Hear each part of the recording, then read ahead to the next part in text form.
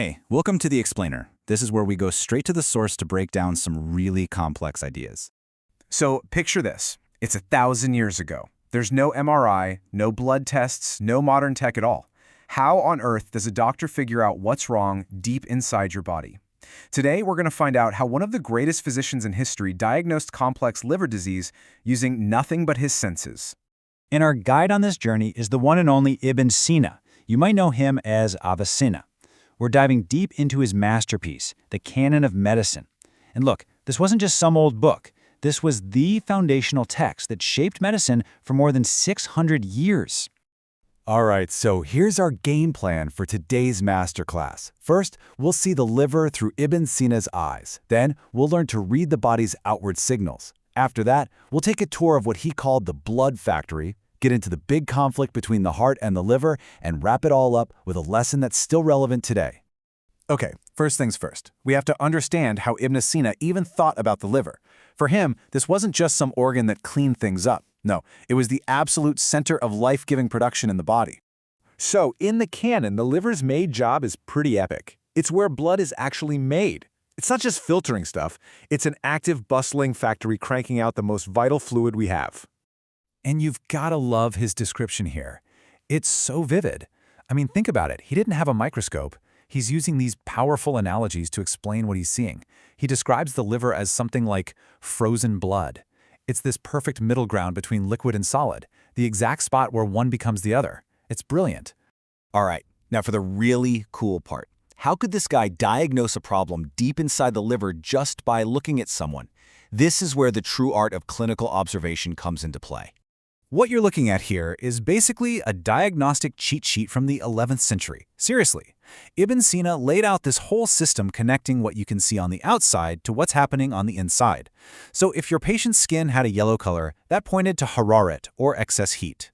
If their veins were wide and stood out, maybe a hot temperament. And if you felt the area and it was firm or hard, that could mean swelling inside the organ itself. But here's the crucial part. He never relied on just one thing. This was a completely holistic approach. He would actually listen to the patient's story. He'd look at their tongue and lips, ask about their appetite. Even their headaches were a clue. It was all about seeing the body as one single, interconnected system. So, what about the internal mechanics? How did this blood factory actually work? How did the food you eat become the very stuff of life? Well, it all starts with something he called chylus. We'd call it chyle. He saw this as the pure, nutrient-rich essence that the stomach and intestines pulled from our food. This was the raw material basically delivered right to the factory floor. And this process map is just fantastic. It shows the liver as this incredibly sophisticated refinery. You've got the raw chylus coming in through the veins. Then the liver cooks it, which is his amazing metaphor for metabolism, and turns it into blood.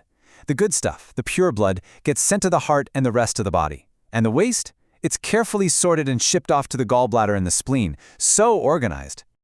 Okay, but how does the liver do all that? Ibn Sina didn't see it as just a bag of tissue. He believed it had 4 built-in powers or forces that were actively running the show.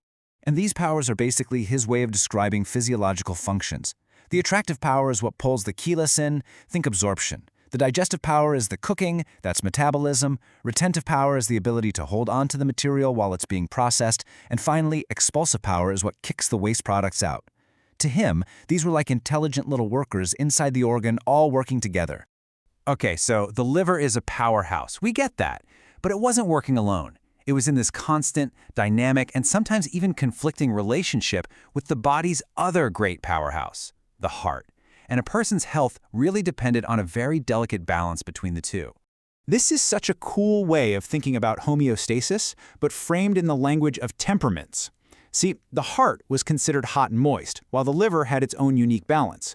If one of them got out of whack, say the liver became way too hot, it could literally overwhelm and weaken the heart. And boom, you've got disease. And it worked the other way around too. So when it comes right down to it, a healthy body was all about keeping these two giants in equilibrium. Sickness happened when one started to conquer the other, throwing the entire system into chaos. So, you might be thinking, this is all fascinating history, but why does a medical text from 1,000 years ago still matter today with all our technology? What's the real takeaway here? Well, it's because his method was the absolute peak of clinical diagnosis. It was the art of observation perfected, long before we could ever peek inside a living person. He created this incredibly rigorous, systematic way to connect every external sign to what was probably happening on the inside. And this quote right here, it just nails it. The state of the liver can be determined from the state of the whole body. He wasn't just treating an organ, he was treating a whole person. He understood that the body is one deeply connected system, and the health of one tiny part can be read across the entire being. And that leaves us with one last thing to think about. In our modern world of MRI scans and complex blood work, what's the role for simple, direct observation?